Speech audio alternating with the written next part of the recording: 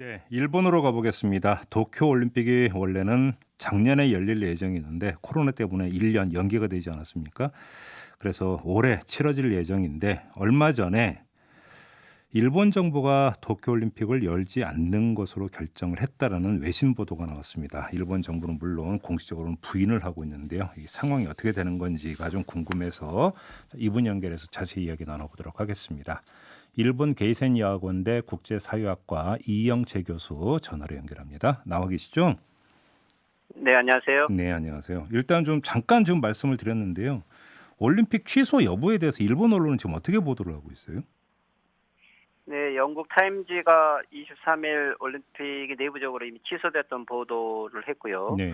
여기에 일본 미디어도 이 내용들을 아주 적극적으로 보도를 하고 있는데 예. 일본 정부는 사카이 관방부 장관이 즉각 부정을 하겠고요. 네. 그리고 고이케 도지사도 이 언론 보도를 재수하겠다고 하면서 일단 불씨 끄기에 급급하고 있는 것 같습니다. 그래요. 그런데 지금 고노다로 지금은 행정개혁 담당상으로 또 이제 자리가 바뀌었던데 이 사람 같은 경우는 로이터 통신과 인터뷰에서 도쿄올림픽이 개최와 취소 중 어느 쪽으로 흘러갈지 알 수 없다 또 이렇게 이야기를 했다는 보도도 있던데요. 실제 일본 정부 내 고위 간부들도 이 정상적인 올림픽 운영은 불가능하다는 걸 대부분 알고 있고요. 아마도 지금 상태에서 올림픽이 취소 또는 중지한다고 했을 때 여기에 대한 피해는 천문학적이기 때문에 그렇죠. 일단은 다음 예를 들면 2024년이 파리 올림픽이고 예. 2028년이 런던 올림픽인데 네. 내부적으로 가능하면 2032년에 도쿄올림픽을 다시 추진하겠다라든지 이런 어느 정도 보장을 받지 않으면 네. 그 상황을 인정하기 어려워서 예. 아마도 3월이 되어만 좀 이 전체적인 상황은 나올 것 같습니다. 3월로 특정하시는 특별한 이유가 있을까요? 3월 25일경 같은 경우가 성화봉송이 시작되는 날이고 그리고 예, 올림픽은 대부분 7월에 개최를 하기 때문에 그렇죠. 최소 4, 5개월 준비 기간이 있고 특히 일본 같은 경우는 이미 내부적으로 자원봉사자들을 다 대학을 중심으로 해서 모으고 있는데 네. 이것들이 공식적으로 취소되느냐 안 되느냐는 것은 4월부터 학기가 시작되기 때문에 예. 3월이 결정적으로 모든 걸 결정할 것입니다. 알겠습니다. 사실은 일본 정부가 그 설령 그 내부적으로 그러니까 개최가 어렵다는 결론을 내렸다 하더라도 지금은 공개를 안 하고 있으니까 공식 확인은 안 되는 거니까요. 자, 그러면 그 방향을 조금 틀어서 이렇게 한번 질문을 드려봐야 될 것 같은데 결국은 문제는 코로나 아니겠습니까? 지금 일본의 코로나 상황이 어느 정도예요? 그렇죠. 일본은 지금 수도권 등 11개 지역에서 오는 2월 7일까지 지금 한 달간 긴급 사태가 지속되고 있는데 네. 한때는 약 최고 확진자가 7,000명까지 증가하였고 최근에는 5,000명 전후까지 조금 둔화되고는 있지만 네. 문제는 지금 사망자 수준이 아주 심각한데요.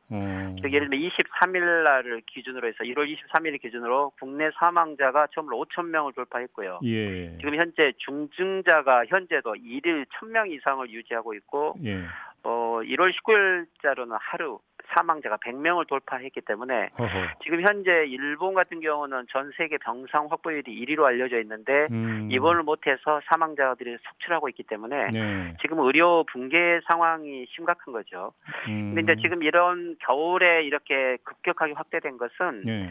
아마도 영국 변종이 시중에 아주 폭넓게 확대되고 있다라고 좀 이렇게 보고 있는데 18일에는 시즈오카에서 그리고 최근에는 도쿄에서 해외에 나간 적이 없는 일반 시민들이 이 영국 변종으로 확인이 됐기 때문에 폭넓은 시중 감염이 그 가장 큰 원인이라고 봐야 될 것 같습니다. 근데 좀 제가 궁금한 게 있는데요. 우리가 보통 일본 문화를 얘기하면 집단주의 문화가 아직도 많이 남아있는 사회로 이제 보통 이야기를 하지 않습니까? 그런데 코로나가 이렇게 지금 그 제대로 통제가 안 되고 있는 게 일본 정부의 문제가 있는 겁니까? 국민의 협조의 문제가 있는 겁니까? 어떻게 진단을 해야 되는 건가요?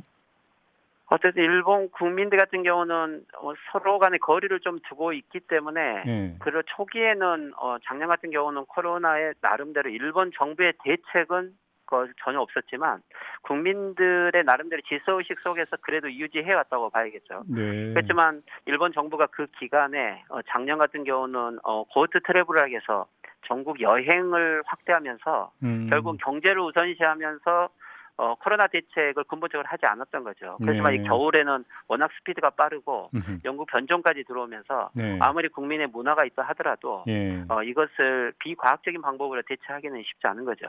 결국은 일본 정부에 그러니까 문제가 있는 건데 일본 정부는 왜 그러는 거예요, 도대체?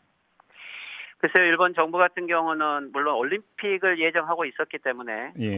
경제를 회복하려고 했고 특히 수가 정권 같은 경우는 경제 회복 없이는 장기 집권이 어려운 1년짜리 정권이기 때문에 예. 일단은 경제를 우선시한 좀 치명적인 정책 오류가 있고요. 그렇다 하더라도 긴급사태 선언을 예를 들면 작년 크리스마스 전으로 선언을 했으면 코로나 대책도 가능했지만 네. 연초가 되어서야 긴급사태 선언을 해서 모든 것이 다 늦게 진행되고 있기 때문에 코로나 오히려 확대를 방치했다라고 국민들이 불만을 가지고 있는 것 같습니다. 뭐 스가는 그럼 결국 오래 못 갈 거라고 다들 그렇게 전망을 하고 있는 겁니까? 네, 실제 지금 지지율이 33%로 100일 만에 절반 이상을 지지율이 급락을 했는데 예. 스가 정권 같은 경우는 오는 3월에 실질적으로 어떻게 보면 일본이 4월에 보궐선거가 있는데 네. 지금 현재 상황으로는 보궐선거 두고서 이기기가 어렵고 결국에는 올림픽을 치러야만 9월에 중의원 선거를 해서 나름대로 정권 유지가 가능할 것 같은데 네. 지금 같은 코로나 상황으로는 4월까지 버티기가 어렵지 않는가 아주 비관적인 목소리가 많은 것 같습니다. 그럼 이거는 뭐 현재로서는 그냥 뭐 시나리오이지만 아까 이제 3월을 말씀하셨잖아요, 교수님께서. 스가 정권이 그렇죠. 3월에 결국은 모든 걸 짊어지고 그러니까 올림픽을 취소 결정을 하고 역사의 뒤로 사라질 가능성도 있다고 봐야 될까요, 그러면? 실제 올림픽이 취소되었을 때 일본 같은 경우는 이 경제적 피해가 약 4조 5천억 엔이죠. 즉 우리나라 말로 하면은 약 54조 원 가깝게 네. 되는데 이게 국민 전체 GDP의 1%에 해당하는데 어떤 경제학자는 80조 원, 즉 2%까지도 손해가 있다라고 보는 거죠. 예. 그러면 이것은 아베 정권, 스가 정권이 이어지는 정책의 모든 책임을 스가 정권이 져야 되는 거고 일본 경제 파탄의 길을 가는 거기 때문에 네. 아마 스가 정권은 올림픽의 결정 여부와 정권 운명은 함께 갈 것 같습니다. 그렇게 봐야 되겠죠. 예, 알겠습니다. 좀 다른 문제 좀 여쭤볼게요, 교수님. 지금 스가 총리가 우리 그 강창일 주일 대사 혹시 그 접견했다는 혹시 소식 들으셨습니까? 아닙니다. 지금 접견 예정은 아직 없는 걸로 알고 있고요. 네. 상케이 신문이 보도한 바에 의하면 스가 수상과 모테기 외무장관이 한동안 강창일 주일 한국 대사를 만나지 않겠다라고 보도를 하고 있는데 물론 일본 정부는 아직 공식적으로 확인된 건 없다라고 하지만 실제 지금 스가 수상의 입장은 처음에는 스가 수상은 니카이 간사장과 함께 중국과 한국 관계 개선을 하는 좀 친한파적인 정책을 썼었는데 지지율이 워낙 급락하고 있기 때문에 이번에 정기국회 시정연설 내용에서 이미 한국과는 엄중한 위기관계에 있다라고 이야기를 했고 그래서 정책들이 대부분 조금 혐한 정책으로 지금 전환해가고 있는 것처럼 보입니다. 아마 여기에서 난간표 전 주일 한국 대사를 만나지도 않고 보냈고 신임 강창일 대사에게도 강경한 태도를 일단은 보일 것 같습니다. 아니 떠나는 대사도 안 만나주고 부임하는 대사도 안 만나주는 것은 이건 명백한 외교 결례 아닙니까? 외교 결례이긴 하지만 위안부 국가배상 판결에 대해서 일본 정부가 도덕적으로 치명적으로 타격을 받았기 때문에 현재 일부 우익들이 강력하게 반발하고 있고요. 스가 정권 같은 경우도 지지율이 급락하고 있는 상황에서 이 우익의 반발을 무마하기 위해서라도 일단 한국에 대해서는 좀 강경한 모습을 보이는 쪽으로 지금 전환하고 있습니다. 그래서 좀 뭐 지지율이 좀 올랐답니까? 그래서? 아마 실질적으로 지금은 한국에 대한 정책으로 지지를 올리기보다는 실패한 코로나 대책 또는 올림픽 문제를 전환시키기 위해서 다시 한국 때리기 모습을 보일 것 같고요. 이번 주말에 이 타임즈 올림픽 취소 관련 보도가 나온과 동시에 모테기 외상이 한국에 대해서 위안부 문제에 강력한 메시지를 냈는데 아마 이것도 여론을 전환시키기 위한 고유책으로 봐야 될 것 같습니다. 아, 올림픽 취소 보도가 외신에 의해서 보도가 나오자마자 바로 그랬습니까? 그렇죠. 주말에 조금 뜬금없이 한국에 대해서 좀 강력한 메시지를 다시 내면서 한국에게 적절한 조치를 요구하겠다고 했는데 예. 이게 실제적으로 지금은 올림픽 문제가 워낙 심각하기 때문에 한국 문제가 물론 여론화되지는 않지만 일본 여론의 불만을 위안부 문제나 강제징용 배상 판결에 대한 한국으로 다시 돌리는 효과는 있는 것 같습니다. 시선 분산용이다 한마디로 이렇게 정리해야 되겠네요. 한국 대리기는 그렇죠? 그렇죠. 근데 지금 일본 안에서 어떤 진단이 나오는지 궁금한 게 하나 있는데요. 지금 바이든 행정부가 출범하지 않았습니까? 미국에. 그러면 이전에 트럼프 아베와의 관계처럼 바이든 스가의 관계가 정립이 될 거냐 이게 좀 궁금한데 일본 안에서는 어떤 식으로 전망을 하고 있어요? 그렇죠. 근데 이제 바이든 시대는 동맹의 복원을 이야기하고 있고, 네.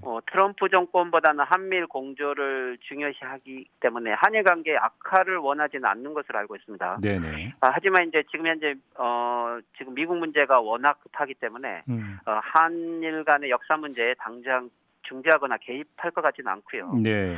오히려 이제 한국에서 보면 오바마 정권 시기에 어떻게 보면 지일파들이 전면 복귀를 했고 어쩌면 보면 바이든 행정부는 어떤 친일 정책을 쓰지 않을까라고 우려하는 것은 있지만 네. 일본 입장에서는 트럼프 정권 시기가 훨씬 더 이익이 많다고 생각을 했죠. 유럽이나 중국보다도 일본을 우선시했는데 바이든 행정부는 전통적인 유럽 외교나 또는 중국과의 관계를 우선시하기 때문에 오히려 일본의 위상이 훨씬 더 약화되었다고 오히려 일본은 또 걱정을 하고 있고 워낙 아베 정권 시기에 트럼프 일관된 외교를 했기 때문에 바이든 정권 입장에 봤을 때는 일본 지금 현재 외교 라인이 꼭 친 바이든이라고 생각하기 어렵죠. 그렇게 보는 거고요. 마지막으로 좀 이걸 여쭤볼게요. 이제 우리 외교안보 라인이 이번에 개각을 통해서 좀 바뀌지 않았습니까? 외교부 장관도 교체가 됐는데 일본 안에서는 이 우리 개각을 어떻게 평가를 하던가요? 실제 문재인 정권이 기자회견 이후에 지지율이 많이 복귀됐는데 일본 같은 경우는 작년 연말에서부터 검찰 개혁이라든지 그리고 또 한국 내 부동산 문제로 문재인 정권의 지지율이 급락을 했고 아마 회복하기 어렵다라고 보수 미디어들은 많이 예측을 했고요. 저도 텔레비전 토론에 나가면은 그런 질문을 많이 받았는데 하지만 개각 이후에 지지율이 상승할 거다. 레임덕은 없다라고 주장을 했는데 실제 지금 지지율이 다시 회복되고 있는 상황을 일본 보수 미디어들은 조금 당혹스럽게 보고 있는 것이 사실이고요. 그래서 다시 위안부 문제들인지 이런 것들을 들이대는 것 같고요.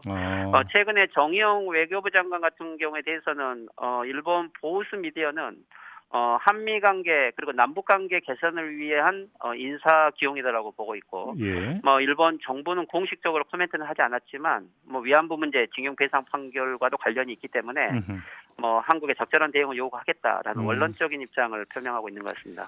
알겠습니다. 자, 말씀 여기까지 드릴게요. 고맙습니다, 교수님. 네, 수고하십시오. 네, 지금까지 일본 게이센 여학원대 이영채 교수였습니다.